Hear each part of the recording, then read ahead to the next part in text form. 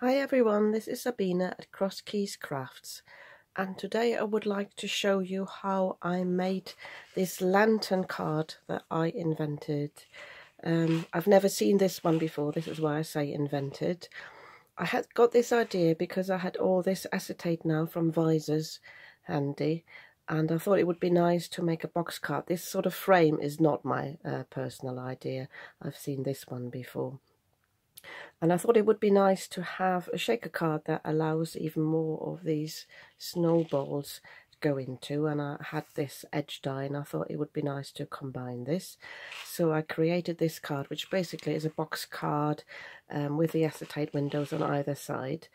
And then I had the idea and I thought it would actually be nice. It reminded me a bit of lanterns that you can get at Christmas time. And I thought it would be nice if the recipient can actually turn this into a lantern. So I created this, which is actually 2 cards on the back, or 2 panels I should say.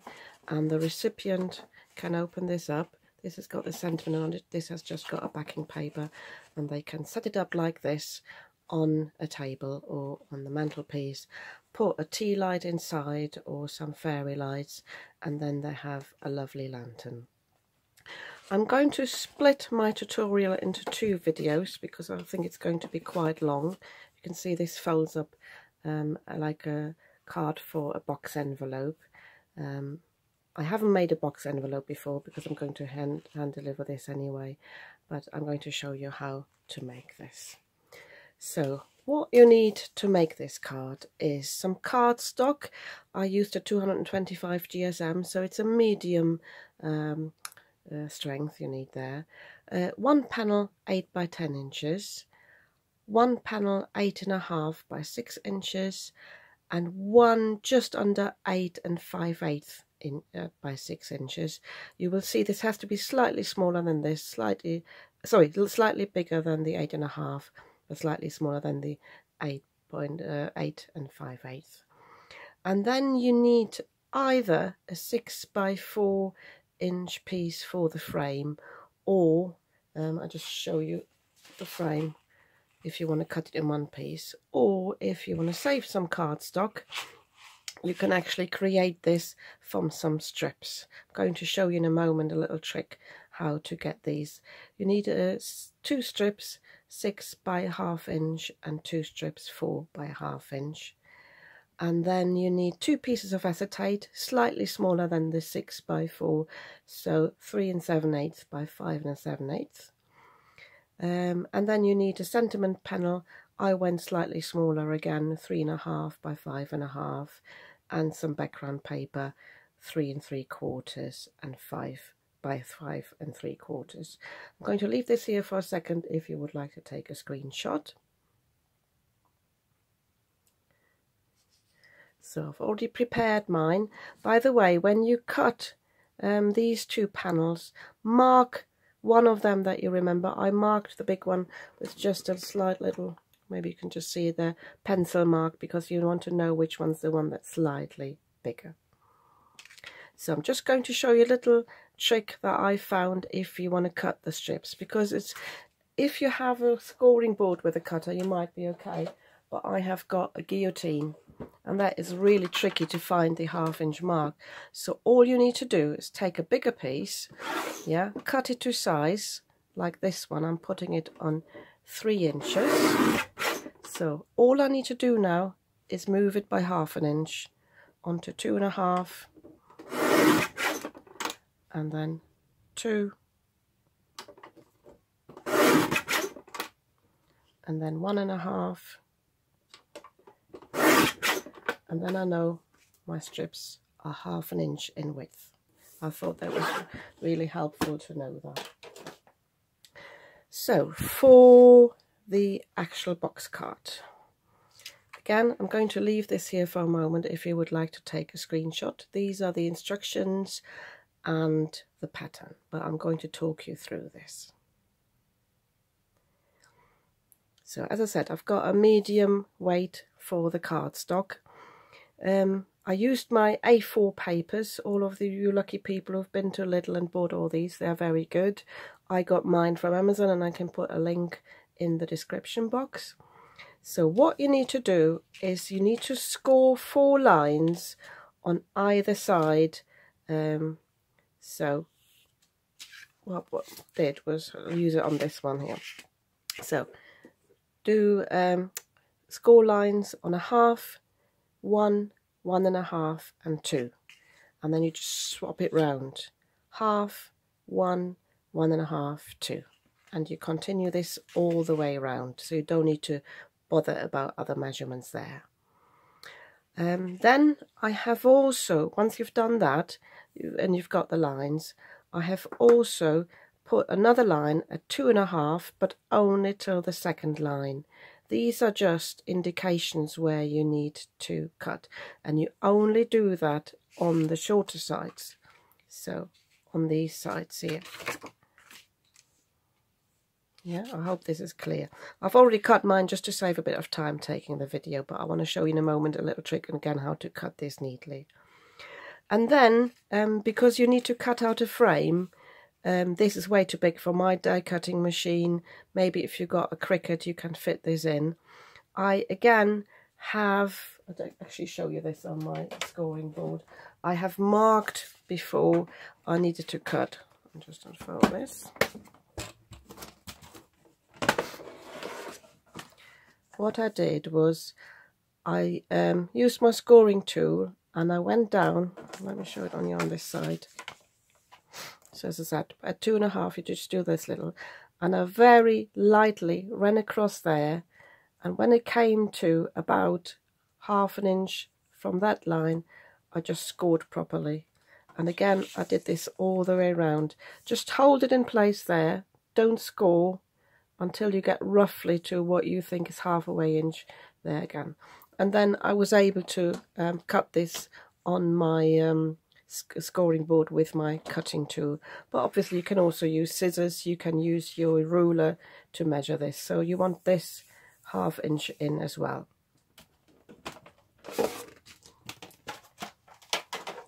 So I'm going to show you a little trick how to cut this out neatly. It's just very simple. You just cut out the square first,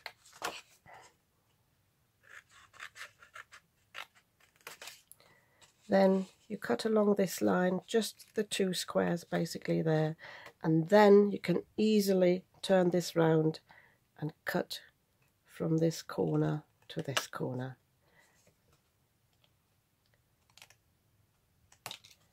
There you go, and then you end up with this shape, and this is what you need. Yeah. Now you need to burnish all the scoring lines. This is very important. I hope I can speed this up when I upload the video. I've never done this before.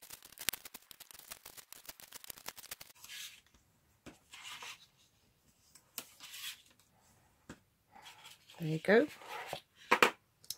So now what we need to do is put in the acetate panel there. I'm using red tape. I've got plenty of this. I get it from my local craft store, and I find it is quite sturdy and long living. And but you can use some construction glue if you want to.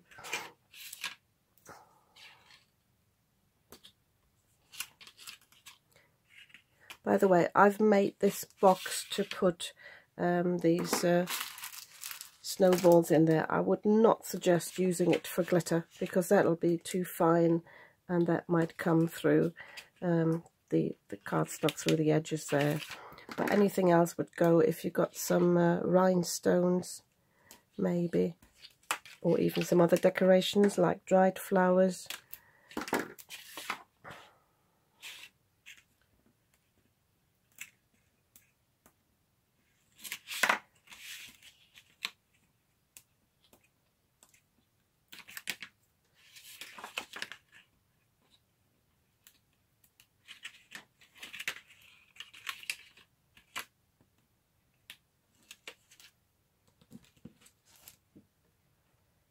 So you set this down. As this is smaller, there you go, already done it wrong, it's too close. As this is smaller than the frame, it should be able to do this. Nope, done it wrong again. Tell you what I do, I quickly cut this down on this side rather than tearing it off again.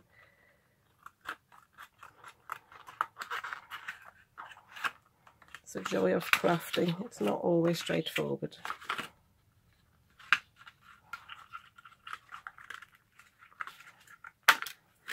There we go, that'll fit. So now we can fold the edges over. What you want to do is you want to do the long sides first. And again, I will use some red tape to stick these down.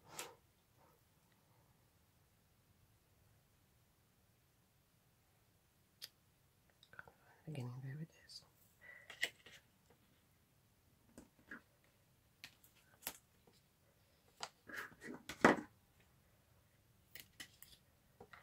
I'm using my non-stick scissors for these, for the red tape, because I find other scissors just stick too much to it and then it just messes it up.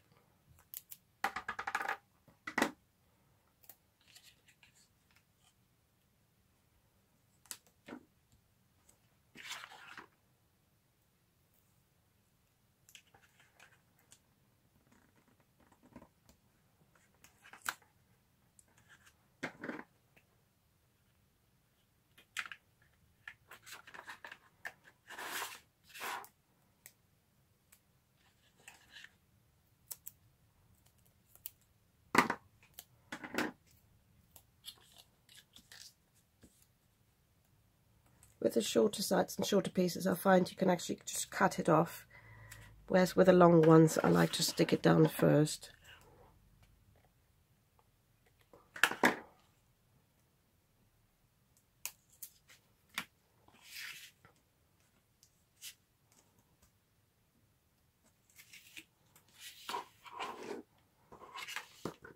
Just move this out of the way.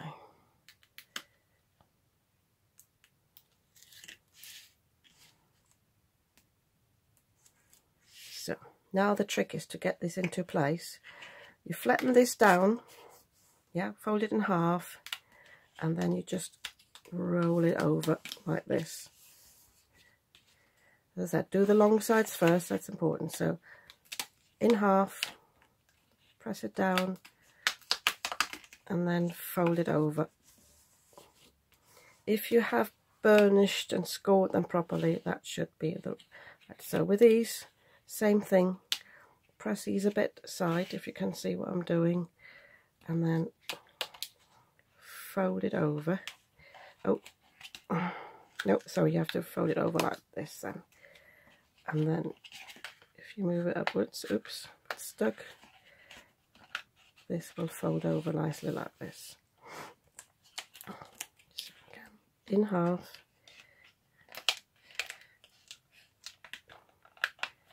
There we go. So what I'm going to do now is I'm going to put some construction glue on the corners just to keep it in place. And I'm not going to show you this on this video.